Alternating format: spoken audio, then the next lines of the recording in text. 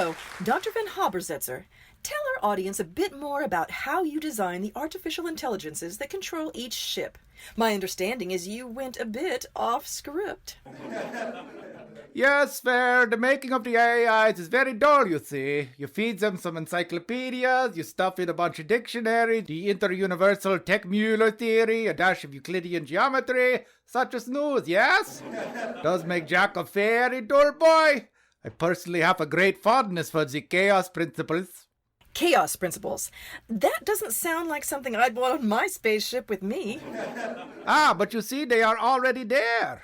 Chaos is like a woman's perfume. She seeps into the cracks, and before you even know she has been in their room, she is up your nose and making you sneeze like a camel in a cinnamon factory. So you bring in your chaos to counteract the chaos that's inherent in the system?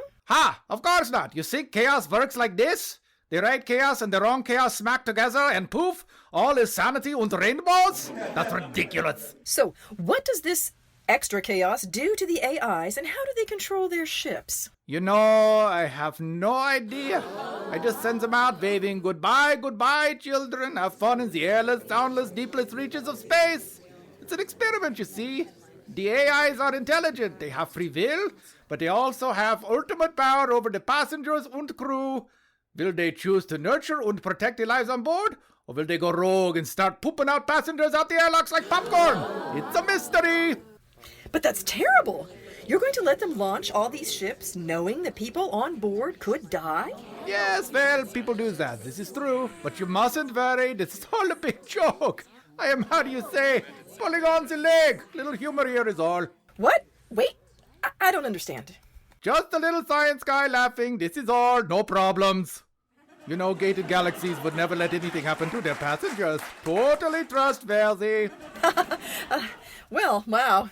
You really got me. Good one. So, about those AI personalities. You know, maybe we should talk about the food now. I helped design that too, you know.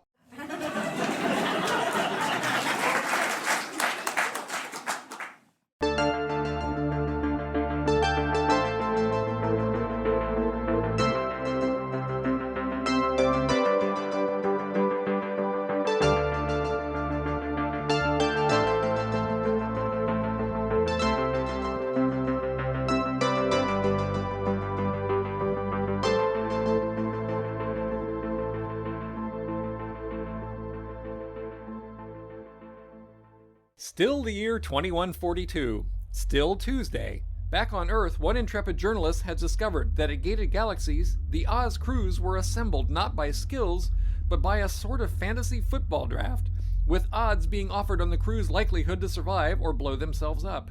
Odds on Oz 9 are 8,007,942 to 1 that they survive the first 24 hours. Personally, I think that's a bit generous. Oh, and they fished that journalist out of the East River shortly after she found out about the fantasy football thing, so that's just between us, okay? 44 more pods down in the Gucci wing. That makes nearly 200 in that wing alone. If the others are the same, we're hauling a lot of dead folks around up here. Is there any pattern? Are they next to each other? Grouped? On the same plug? If we stood back far enough, would it spell out a message? I think the fact that they're dark and starting to collect liquid at the bottom is message enough, thanks. Yeah, didn't figure you for a squeamish type, given your history. What exactly is it that you think you know? Madeline, there you are. Why aren't you figuring out what's going on with these pods? Colin. Jesus! Don't do that. Why is it that you just blend into the background? Just one of those faces, I guess. Very blendy. So, the pods? I don't know what to tell you, Colin. Olivia won't let me get close. What does that mean? I tried to look at the plans for the pods, see if I could figure anything out, and she just kept making the fonts get smaller. What? Yeah. At first I didn't know what was happening. I just kept getting closer and closer to the screen and squinting. Finally I banged my head on the monitor. She thought I couldn't hear her giggle. Do you have any idea how deeply unsettling a computer's giggle is? I tried hailing the other Oz, but Olivia kept patching me through to some farmer in Kansas who didn't realize space travel was real. I tried to tell him I was human, but Olivia kept making my voice go funny, and he ended up panicking and shooting his ham radio. Did Lady Nibblebiscuit get through to her husband at least? Finally. He had a rough time understanding what she was saying, and then her teeth kept falling out. So you can't really blame him. Olivia figured out how to send Lucretia's brother an arthritic boa constrictor. So at least she died happy. Arthritic. The squeezing takes a lot longer. It has to take breaks. Right. Then she sort of dissolved, and out the airlock she went. Whip! Sorry for your loss. What loss? I didn't know her. Rich tough, that. Yeah, whatever, chimney sweep. People are dying all over this ship. What are you planning to do about it? As long as Olivia keeps sabotaging our efforts, what can we do? She seems to listen to you more than anyone, Joe. You reckon you can figure out what's going on? I can try, or Leet. She's gaga over Pectosaurus Rex there. Maybe he can get her to help us out. Where is Leet anyway? Leet, the ship's IT guy who thinks he's the IT guy because that's what his employee badge says, is on the bridge. Which is a terrible idea to begin with because he's the sort of stupid ballads are written about. But he wanted to communicate with the hot captain from the trailing Oz 6748. So here he is, flipping switches and pressing buttons, and so far he's managed not to decouple the bridge from the rest of the ship, but it's not for lack of trying. Hello? Is someone trying to hail us? Hello? Hey, there you are. Is it us 9? Madeline, that you? Release the button when you're not talking, dear, or I can't hear you. Good lord, woman. Did you not even make it through the first afternoon of training? Can you see me? I can see you. Look, I'm waving. Yes, I can see you waving because you lot keep flying too bloody close. Oh, that's so cute. You're talking. What a shame you don't speak English, though. Don't speak English? What the hell is wrong with you? Dick, get him on screen. Oh, hello, Captain Jessie. Are you having a jolly holiday? Shut it. Give me a video or I'll stuff something up your chimney proper, I tell you. On screen. Bitch. Oh, it's Captain Torso. Hello, darling. Your lips are moving, sound is coming out, but it's all orky, orky, orky, orky. I wonder what language that is. It's English, you great swinging ball bag. Can you really not understand me? You are really hot. This is great. I can say anything, and she has no idea what I'm saying. Oh, this should be brilliant. You have really nice boobs. So do you, dear. Carry on. I would like to touch your boobs, but I can't because I'm over here and you're over there. You really missed your calling writing romance novels. This is fun. Boobs, boobs, boobs. Well, this has been very entertaining, but unlike your captain, I actually fly my ship, so... I know why the passengers are dying. Whoa, hold up there. Say that again. My name is Leet. I'm a hacker. I like your boobs. No, hang on, back up a bit. What did you say about passengers dying? I don't think you should be having this conversation, Captain. I don't think it's any of your business, Dick, so back off and go dance with some penguins or something. Would you like to know a secret? Why, yes, I very much would like to hear a secret. The pods are going dark. Oh, what happened? The screen went black. Leet, are you still there? Ow, damn it. Your screen's gone dark.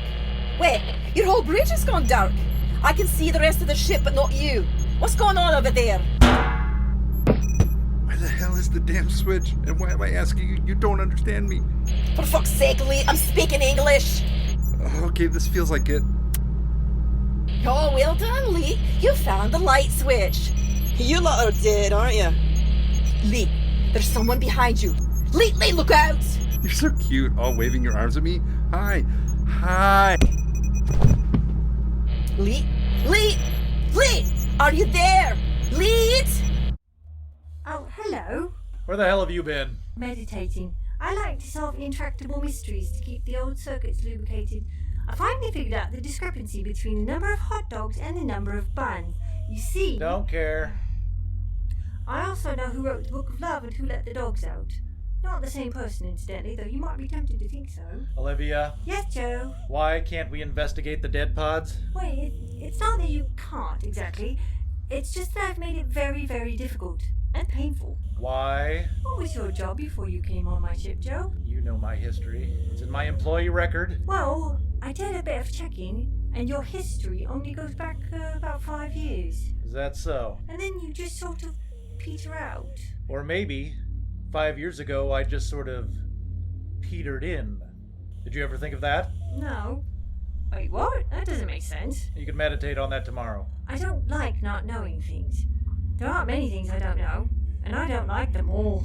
Do you know why the pods are going dark? I've taken care of that. How? I've taken care of that, Joe. You know, we need to have a real conversation sometime soon, Olivia. Ooh, I'd like that. Let's. And Olivia, Yes, Joe? it's not your ship. Beg pardon? You said my ship. You asked me what my job was before I came on your ship. This isn't your ship, Olivia. It feels like my ship. Nope. Feels like our ship, or Gated Galaxy's ship. No. No, pretty mighty, really. Very mine. Me-ish. That's unsettling. Yes, I suppose it would be. For you.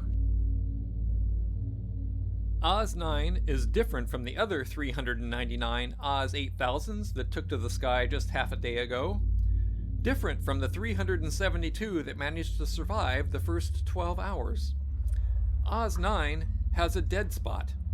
There's a room, a very tiny room, smaller than a Tokyo closet, where Olivia can't go. Hidden by a mathematical anomaly too minor and random for Olivia to detect, unless she knew to look for it, the room is the only place on the ship where she has no eyes and no ears. Even the door operates manually to keep her from noticing the slight electrical current of the standard ship doors. Only one person on the ship knows about it. One person who is currently occupying it for the first time. And yes, I know who it is, and yes, I know what he or she is doing, and no, I'm not going to tell you. Tune in next time to find out, you lazy bastards.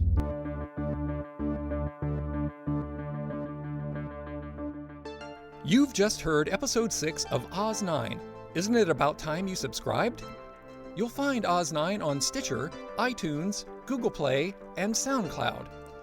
Or you can listen from our website, oz-9.com, where you'll also find a link to some very sweet Oz 9 merchandise, featuring the artwork of Lucas Elliott. You've been listening to Eric Perry as Dr. Frederich von Haber-Zetzer and Joe, Richard Cowen as Leet, Tim Sherburn as Colin and Dick, Bonnie Brantley as the interviewer and Jessie, and me, Richard Nadolny, as the narrator. Oz 9 was written by Shannon Perry, who also plays Madeline and Olivia. Additional sound effects provided by Roxy. Our theme and other music were written and performed by John Faley. Narrator out.